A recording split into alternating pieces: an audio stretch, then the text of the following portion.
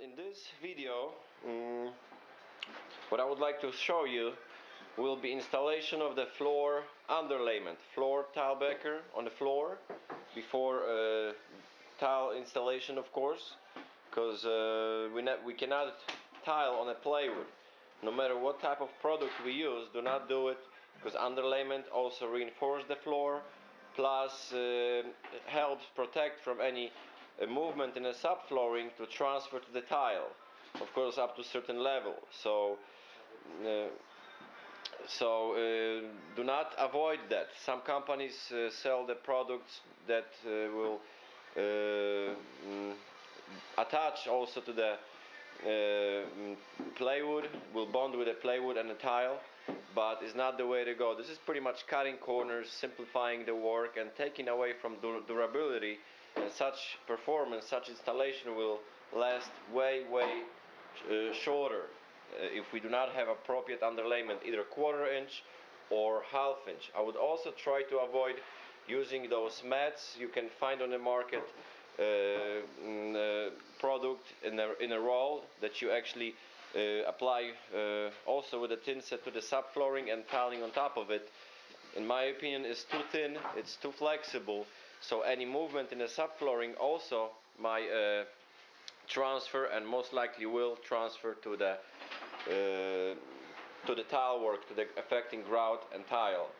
So this is the most recommended way to use 1/4 or 1/2 inch underlayment, depending on the thickness of the subfloor, depending on durability of the existing subflooring. And yes, in my case I'll be using 1/4 inch underlayment, from very simple reason, to avoid too big transition, too high transition with the rooms that are connected to the bathroom. In this case we have a closet and we have a bedroom. In a bedroom we have a hardwood flooring, and what we're trying to avoid, too high difference in the transition on a threshold. If we will use too thick underlayment, and when working with the thicker tiles, this distance actually raises to the point where we can trip when entering the bathroom. So as close as we can get to the surface of the existing floor and rooms next to the bathroom, it's recommended. Most of the times it will be slightly higher, but we're trying to avoid where it's really obviously way higher. So 1/4 inch underlayment for the floor is in this case what we're gonna do. And yes, so this is this video about the floor, about preparing floor for tiling. Very important part to prepare the floor, of course, is to make sure that the floor doesn't make any noises. There's no squeaks, because later, after we will tile, we will not check for that. When walking on the floor, we might hear squeaking if the floor is not holding to the joists. So the first thing is to make sure that everything holds well, and what I'm always doing, we attaching the floorboards, we ensuring that the floor plywood is well attached to the joists. We putting extra screws, and this way we avoiding any potential movement between joists and the subflooring. So this is first thing for you to check before installing any underlayment. If there's no movement on the floor, no squeaking. And it's always even good, even if there's no squeaking, to kind of add screws every so often to prevent this from this to happen soon after the project is done. Over time, of course, house settling down and all the glue and nails popping out, causing floor to kind of have some movement. So recommended will be re-nail it or re-screw it, like we did in this case. We have additional screws other than nails that been done originally when house been built. We want to make sure that there's no any debris, no dust, no any sparkle from sanding or from drywall work.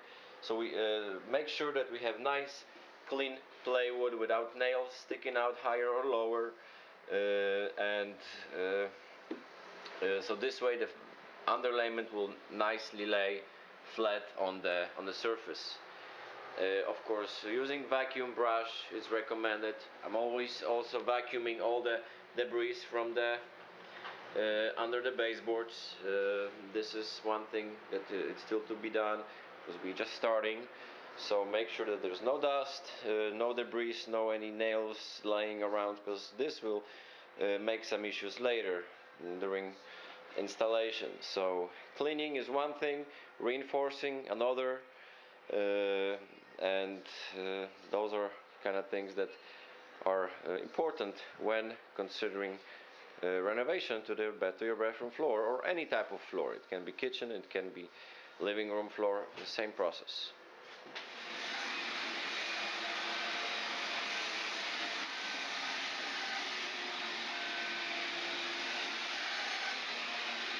One more important thing I would like to tell you about before actually moving forward with the installation of the underlayment is to replace all the rotten wood. In this particular project we had a huge leak from the shower, and bigger part of the subflooring rotten under the cabinet, under the shower, so we had to replace larger section. As you can see, this is new plywood, this is old one. It continues around, under the shower, the entire floor under the shower been replaced as well. So one of the important things is to not left this behind you unfixed, because of course this section, if it's rotten, if it's damaged, will be way less durable, and at the end will cause issues with the tile, with the grout cracking. So each time when you see any water damage causing floor to be rotten or weak, please replace this. Only this way you will have a 100% guarantee that you did everything you possibly could to have this installation done correctly. So yes, sometimes I know it's hard to replace certain sections, but if you want the floor later to last, this is a must. So yeah.